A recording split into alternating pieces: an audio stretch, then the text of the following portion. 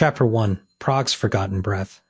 The river Vltava hums, a low mournful tune as it cars through the heart of Prague, its waters dark with secrets older than the cobblestones beneath them. The city breathes in the quiet hours before dawn, its spires and gabled roofs silhouetted against a sky bruised with the promise of storm. Somewhere in the labyrinth of alleys, a door creaks open just once and seals itself shut with a whisper of iron hinges. A rabbi low stands in the dim glow of a single candle, his fingers tracing the edges of a parchment so ancient the ink has bled into the paper like a wind. The words are not written, but carved each letter, a deliberate incision into the soul of the page. He does not speak aloud, but the words form in his mind, heavy with the weight of their power. Ani Tzadik, Vianney Ashariam righteous, and I am straight. The candle flickers. The shadows stretch.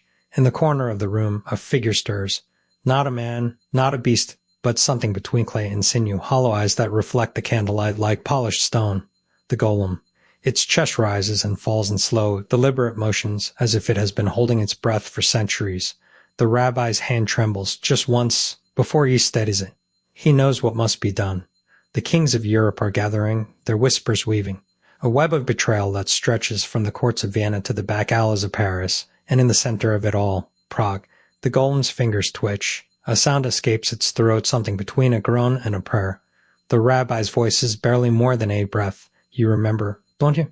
The last time you walked among them. The golem's head tilts, the movement jerky, unnatural. Its jaw opens, but no words come, only a dry, rattling sound like wind through an empty tomb. Outside, the first drops of rain begin to fall, tapping against the window panes like impatient fingers. The rabbi reaches into his pocket and withdraws a small clay table no larger than a child's palm. He presses it into the golem's hand. The moment the clay touches the golem's skin, the air grows thick charged with something ancient and terrible. Find him, the rabbi says, the man who wears the silver ring. He's the key. He's the lock. He's the one who will open the door, close it forever. The golem's fingers close around the tablet, its eyes empty, yet seeing fixed on the rabbi's face. Then, with a sound like grinding stone, it turns and walks toward the door. The wood groans as it swings open, and for a moment the golem stands framed in the doorway, its silhouette a dark promise against the storm-laden sky. Then it steps out into the night, and the door swings shut behind it. The rabbi exhales. The candle gutters. Somewhere in the distance, a church bell tolls once, twice, 3 times. The sound echoes through the empty streets, a mournful dirge for what is coming. In the shadows of the city, the golem moves. Its steps are silent, its presence unseen, but the air itself seems to recoil from its passage. It knows the way. It has walked this path before. The first target is a merchant in the old town square, a man with a silver ring and a smile that does not reach his eyes. He sits in a dimly lit tavern, counting coins and whispering to a man in a black cloak. The golem watches from the shadows, its breath steady, its purpose clear. The merchant's left rings out, sharp and false. The king will never know, he says. The deal is done. His shipment leaves at dawn. The man in the black cloak nods. And the rabbi, the merchant's smile falters. He is old. He will not interfere. The golem's fingers tighten around the clay tablet. The merchant's voice is a whisper now, barely audible over the crackle of the fire. And the golem, the man in the black cloak's voice is colder than the rain outside. The golem is dust.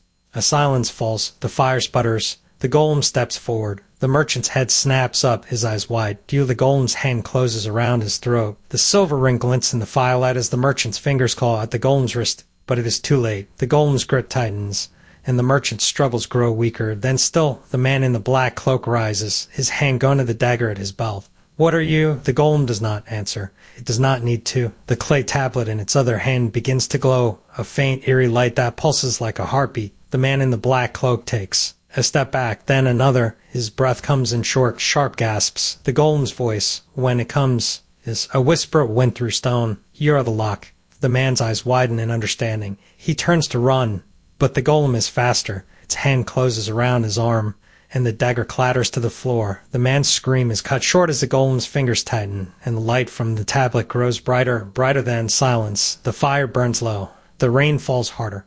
The golem stands in the center of the room, its chest rising and falling in slow, measured breaths. The 2 men lie motionless at its feet, their secrets spilled like blood across the floor. The golem turns and walks out into the night, the clay tablet still glowing in its hand. The storm rages above, but the golem does not falter. It knows its purpose. It knows its path. and somewhere in the heart of Prague, the rabbi waits, his candle burning low, his eyes fixed on the door. The war has begun.